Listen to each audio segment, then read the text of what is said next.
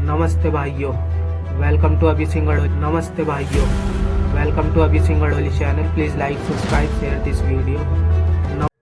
नमस्ते भाइयों, आज हम वीडियो देखने वाले हैं कि पाकिस्तानी एंकर एस जयशंकर ने जो कमेंट किया था ना, कश्मीर के ऊपर, जो पाकिस्तानी जर्नल ने एक क्वेश्चन पूछा था तो उसके ऊपर कमेंट किया था। तो उसके ऊपर आज पाकिस्तान के एंकर नेशनल टेलीविज़न पर बैठकर क्या बकलोली कर रहे हैं, ये सुनते हैं। तो वीडियो स्टार्ट करते हैं। इस वीडियो का लिंक डिस्क्रिप्शन में दिया हुआ है, जिसको भी इस वीडियो को देखना है तो वो वहां जा करके इनके चैनल को भी लाइक, सब्सक्राइब, शेयर कर सकता है। धन्यवाद। वीडियो स्टार्ट करते हैं।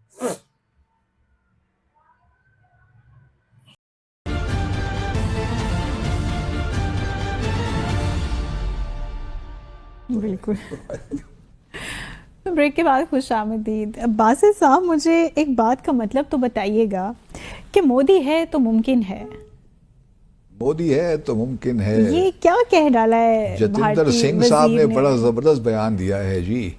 एक्चुअली वो ये जो है ना 22 फरवरी 1994 1994 में करारदाद पास की थी भारत की पार्लियामेंट में। तो उन्होंने अब उसकी एनिवर्सरी मना रहे हैं। कितने साल हो गए हैं? 50 साल हो जाते हैं कितने? तो उसकी एनिवर्सरी मनाई जा रही है। तो जतिंदर सिंह जो कि प्राइम मिनिस्टर ऑफिस से मिनिस्टर हैं और जम्मू से शायद ये इलेक्ट होके आए थे लोकसभा की सीट पे, तो वो जम्मू गए हुए थे। तो उन्होंने वहाँ बयान दिया कि जी ये जो आर्टिकल 370 का जाना जो है, अगर मोदी साहब ना होते तो मुमकिन ही ना होता। और अगर आज़ाद जम्मू और कश्मीर का हिस्सा बनाना है हमने जम्मू कश्मीर का, तो मोदी है तो मुमकिन है, वरना ये मुमकिन नहीं है। बात तो ठीक कर रहे हैं एक लिहाज से कि अगर मोदी साहब ना होते तो शायद आर्टिकल 370 ना जाता। जो खसूसी हैसियत थी मकबूजा जम्मू और कश्मीर की वो रहती, क्योंकि कांग्रेस उनके तो प्रोग्राम में नहीं था। तो मोदी साहब जब आए तो बड़े शुरू दिन से वो 2013 से यही कह रहे हैं। तो मोदी साहब ने ये मुमकिन तो कर दिखाया कि खसूसी हैसियत को ख़त्म किया। तो ये मैं तो इनसे इत्तेफाक करता हूँ इस हद तक। लेकिन जो साथ में ये बातें करते हैं ना, जिस तरह जो है डॉक्टर सुब्रमण्यम जयशंकर साहब यूके के विज़िट पे थे, तो वहाँ उन्होंने चैथम हाउस में एक तकरीब से ख़िताब किया। चैथम हाउस रूल एक बहुत बड़ा ज़बरदस्त रूल है। ये चैथम हाउस एक बिल्डिंग है जहाँ पे the royal institute of international affairs है। ये थिंक टैंक है, बड़ा मशहूर थिंक टैंक है। और चैथम हाउस रूल दुनिया भर में जाना चाहता है। अपने नाज़रीन की दिलचस्पी के बताता चलूँ कि चैथम हाउस रूल उसे कहते हैं कि कोई तकरीब हो रही है या कोई इजलास हो रहा है, तो आप उसको बाहर रिपोर्ट तो कर सकते हैं कि वहाँ पे क्या डिस्कशन हुई, लेकिन आप किसी को एट्रीब्यूट नहीं कर सकते कि उसने ये कहा या उसने ये कहा, किसी का नाम नहीं ले सकते। तो ये चैथम हाउस रूल बड़ा मशहूर ज़माना चैथम हाउस रूल कहलाया जाता है। तो वहाँ पे उन्होंने तकरीर करते हुए कहा कि जी जम्मू और कश्मीर के बारे में कि 3-4 स्टेजेस थे। पहला स्टेज ये था कि उसकी खसूसी हैसियत ख़त्म की जाए। दूसरा स्टेज ये था कि वहाँ इकनॉमिक डेवलपमेंट हो, वो प्रोसेस शुरू हो चुका है। तीसरा ये था कि वहाँ पे इलेक्शंस हो जाएं, इलेक्शंस भी हमने करवा दिया। अब चौथा ये है कि जो पाकिस्तान ने जम्मू और कश्मीर का इलाका चुराया हुआ है, जिसे POK कहते हैं, वो हमने वापस लेना है। जब वो वापस मिल जाएगा तो ये सारा तनाज़ा ख़त्म हो जाएगा। अब इनको कौन समझाए? हमारे दफ्तर ख़ाज़ा ने बड़ा सही उस पर रिएक्शन दिया है। लेकिन एक बात जो मैं जतिंदर सिंह साहब से भी करना चाहता हूँ और जयशंकर साहब से भी करना चाहता हूँ, देखिए ये तो खैर आप सुहाने ख्वाब देखते रहें, दिन में भी ख्वाब आप देखते हैं कि आज़ाद जम्मू और कश्मीर आपको मिल जाएगा। अगर पाकिस्तान भी ये ख्वाब देखता है तो वो ठीक नहीं है कि हमें मकबूजा जम्मू और कश्मीर मिल जाएगा। आखिरी फैसला तो करना है कश्मीरियों ने कि वो किस तरफ जाना चाहते हैं। लेकिन मैं हैरान होता हूँ कि अगर चलिए हाइपोथेटिकली बात कर रहे हैं, अगर आप आज़ाद जम्मू और कश्मीर आपको मिल भी जाता है तो फिर भी तो आपकी रियासत जो है वो कंप्लीट नहीं होगी जम्मू और कश्मीर की, क्योंकि बकौल आपके तकरीबन 38,000 स्क्वायर किलोमीटर इलाका तो चीन के पास है। लद्दाख का जो इलाका है उसमें बहुत सा, जो हमने पाकिस्तान ने 3 मार्च 1962 को एक चीन के साथ एक बॉर्डर एग्रीमेंट हमने किया था, बाउंड्री एग्रीमेंट, उसके तहत हमने कुछ रकबा दे दिया था चीन को, कुछ हमने भी ले लिया था। लेकिन उसके बारे में बात नहीं करते। चीन से इतने खाइफ हैं कि उसका जिक्र नहीं करते कि वो जो चीन तो उसे कहता है ना, वो तिब्बत का हिस्सा है जी। ये उसको लद्दाख का हिस्सा कहते हैं, उसका जिक्र नहीं करते कि वो भी हमने वापस लेना है चीन से। चीन से इनकी जान जाती है, क्योंकि 1962 में जो इनसे मार खाई है, और फिर जो अभी 1962 में क्या, अभी जो इन्होंने अपने 2020 में और उससे पहले 2017 में डोकलाम रीजन में और भी गलवान वैली में जिस तरीके से चीन ने इनको मारा है, उसके बाद से फिर इनकी हिम्मत नहीं होती कि चीन का नाम भी लें इन मामलात में। गो के लाइन ऑफ एक्चुअल कंट्रोल पे इनके मुज़ाकरात वगैरह चलते रहते हैं, लेकिन ये ज़रूर है कि चीन का नाम नहीं लेते। तो मैं उनसे यही गुजारिश करना चाहूँगा कि आप बिल्कुल बात करें 22 फरवरी 1994 की करारदाद जो आपने पास की है, लेकिन कम से कम चीन का भी तो जिक्र करें। उसके बगैर तो रियासत और जम्मू और कश्मीर मुकम्मल नहीं होती। और हमारी देखिए नेकनियती इस बात पे इससे साबित होती है कि हमने उस बॉर्डर एग्रीमेंट में भी, मेरे ख्याल में आर्टिकल 5 ही है, उसके तहत हमने ये कहा हुआ है कि अगर कश्मीरी पाकिस्तान के हक़ में फ़ैसला देते हैं फिर तो एग्रीमेंट कोई मसला नहीं है, वो जो है सो है। जो ज़मीन हमने दे दी, रकबा दे दिया चीन को, वो चीन के साथ पास ही रहेगा। लेकिन अगर बिलफर्ज महाल, जो कि मुमकिन नहीं है, कश्मीरी भारत के हक़ में फ़ैसला करते हैं तो फिर ये जो एग्रीमेंट है इट कैन बी री ओपन्ड। फिर चीन को भारत के साथ निगोसिएशंस करने पड़ेंगे। तो भारत अब चीन की बात करता ही नहीं है। तो मेरा ख्याल यही है कि थोड़ा बहुत इस मामले में जतिंदर सिंह को और जयशंकर साहब को तारीख पढ़ लेनी चाहिए। दूसरी जानिब एक और बड़ी इंटरेस्टिंग डेवलपमेंट हुई, मकबूजा जम्मू और कश्मीर के MLA हैं, मेंबर ऑफ लेजिस्लेटिव असेंबली, अब तो यूनियन टेरिटरी होगी, लद्दाख तो अलग कर दिया कश्मीर भारत की हुकूमत ने।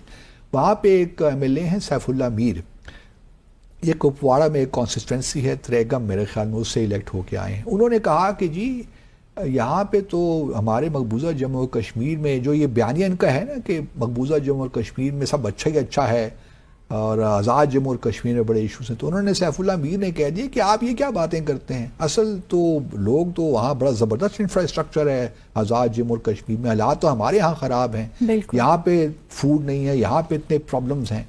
तो उस पर पूरा जो बीजेपी की अपोजिशन थी उन्होंने आड़े हाथों ले लिया कि आपने ये किस तरह कह दिया। और फिर उमर अब्दुल्ला थोड़ी बहुत, क्योंकि उनका ताल्लुक नेशनल कॉन्फ्रेंस से है सैफुल्ला मीर का, तो उनकी आए कि जी आप बात तो ठीक कर रहे हैं, लेकिन ये मैं आपको याद दिलाता चलूँ कि अगर आज़ाद जम्मू और कश्मीर में कोई डेवलपमेंट हो रही है या हमसे बेहतर हो रही है तो वो ये चाइना की तरफ से है, पाकिस्तान में कोई कमाल नहीं है। तो थोड़ा बहुत उन्होंने उसको इस तरह बचत करवा दी उनकी सैफुल्ला मीर साहब की। चलिए चाइना की जानिब से भी हो, है तो पाकिस्तान के इस वक्त एडमिनिस्ट्रेशन तो हमारी है ना, इस वक्त हमारे कंट्रोल में है इन द सेंस। तो अगर चाइना ने भी कुछ किया है, लेकिन मैं बताऊं चाइना के भी शायद कोई इतना रोल नहीं है, वो भी बात गलत कर रहे हैं, असल बात खुद कश्मीरी कर रहे हैं। बहुत से कश्मीरी आपको लंदन में मिल जाएंगे, UK में मिल जाएंगे, जो कि बेशुमार रेमिटेंसेस भिजवाते हैं। तो कश्मीरियों का अपना बहुत बड़ा किरदार है आज़ाद जम्मू और कश्मीर की डेवलपमेंट में। तो ये कहना कि जी जम्मू और कश्मीर में जो इस वक्त सब कुछ अच्छा है, क्योंकि एक सहाबी ने सवाल कर दिया वहाँ जयशंकर साहब से, जयशंकर साहब तो गुस्से में जल्दी आ जाते हैं, तो वो सवाल के जवाब उन्होंने कहा कि ज़बरदस्त इकनॉमिक डेवलपमेंट हो रही है। तो उसने यही कहा पूछने वाले ने कि इतनी आपकी तकरीबन 9 लाख सिक्योरिटी फोर्सेस आपकी वहाँ पे मौजूद हैं, काले कवानीन आपके वहाँ मौजूद हैं, एस्पा हो या पब्लिक सिक्योरिटी एक्ट हो या UAPA हो और डिस्टर्ब्ड एरियाज़ एक्ट हो, सारे काले कवानीन आपके हैं वहाँ पे। अभी जो देखिए ना जो ह्यूमन राइट्स कमिश्नर हैं वॉल्कर तुर्क, उन्होंने भी एक स्टेटमेंट दी है ह्यूमन राइट्स काउंसिल में, जो रिकॉर्ड है वो हम कल शायद बात करें उस पर। तो वहाँ पे हालात तो ऐसे ही हैं, आप लोगों ने दबा के रखा हुआ है लोगों को। बिल्कुल, तो क्या कहते हैं, क्या कोई मुआवजा ही नहीं है आज़ाद जम्मू और कश्मीर और मकबूजा जम्मू और कश्मीर, अगर आप मुझसे पूछिए।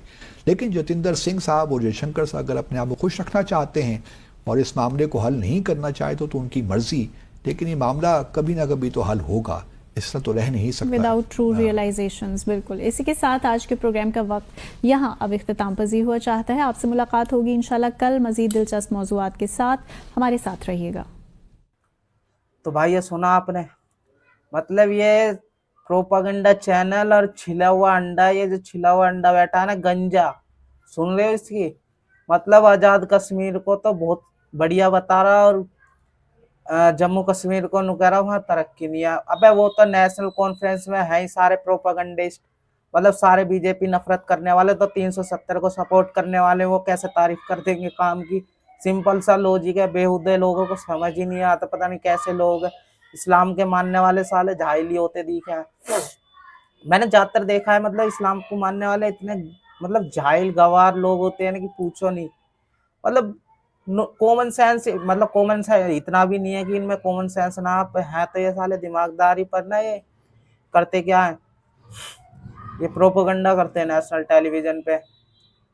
और आपने सुना होगा 62 में क्या 62 में ही इन्होंने अक्साई चीन का हिस्सा पाकिस्तान को दे दिया था, जब इन्हें कश्मीर कश्मीर कश्मीर जम्मू कश्मीर याद नहीं आया, और इंडिया की तरफ जम्मू कश्मीर चाहिए, जम्मू कश्मीर चाहिए, जम्मू कश्मीर चाहिए। इतने दोगले हिपोक्रेट लोग है ना ये।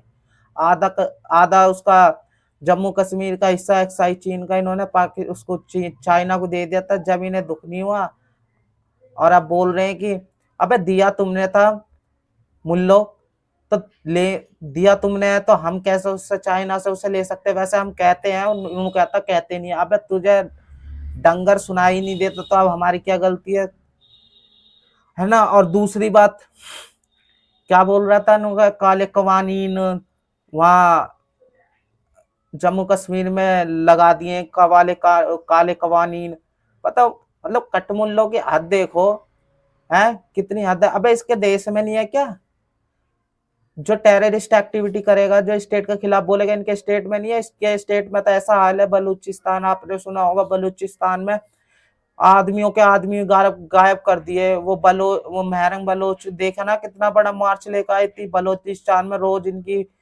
फौजी मरते रहते हैं रोज। अभी कुछ दिन पहले ही ब्लास्ट हुआ है, केपीके में ब्लास्ट हुआ है वहां है।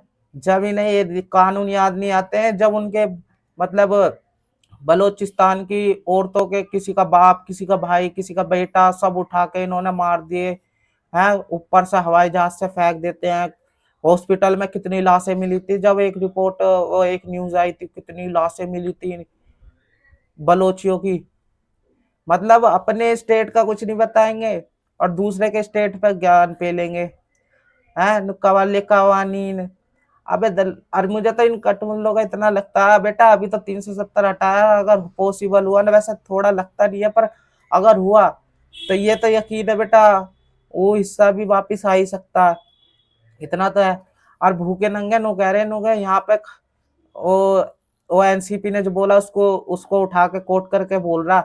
अबे भूखे नंगे कितनी वीडियो आती है आजाद कश्मीर से, रोज वहां पे मार्च प्रोटेस्ट होते रहते हैं। और एक वीडियो आई थी, आपने देखा होगा कि हमें कारगिल कर दो खोल दो और उससे जम्मू कश्मीर से जोड़ दो, कितनी वीडियो थी हैं। और अभी कुछ टाइम की बात हुई है, मतलब छिले वंडा इतना प्रोपागेंडा करता है कि पूछो नहीं।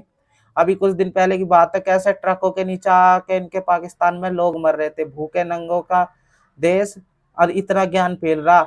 हमारी एक स्टेट और इनका पूरा स्टेट, पूरी कंट्री भूखे नंगों की तरह ऑटो के पीछे भाग रही थी, और इनके अंदर हालात अच्छे हैं। देख तो लो, सुन तो लो कोई, मतलब हम जैसे लोग जब सुनते हैं ना हंसी और आती है, मतलब कितना प्रोपागेंडा करते हैं, हद होती है यार। किसी सीमा, मतलब किसी बात की सीमा होती है। खाने के लाले नहीं है, बेल आउट पैकेज पे देश चला रहे हैं और इतना बोल रहे हैं, हद होती है। अपने बाप को, चीन को अपना बाप बना के बैठे। चीन इनके मतलब इनके चीन, एक रिपोर्ट थी कि चीन इनकी लड़कियों को ले जाता वहाँ चीन में, हाँ। और गधे, मतलब गधों का व्यापार करते हैं गधे, देख रहे हो। तो भाइयों, अगर आपको वीडियो अच्छा लगा हो तो वीडियो को ज़्यादा से ज़्यादा लाइक सब्सक्राइब करें, और अगर आपको भी इन पाकिस्तानियों को पेलना है तो वीडियो को कमेंट बॉक्स खुला खूब पेल के जाइए। और जो भी नई वीडियो हो, सो अगर आप सजेशन भी देना चाहते हैं किसी वीडियो के लिए तो वो भी दे सकते हैं। तो भाइयों धन्यवाद, शुक्रिया।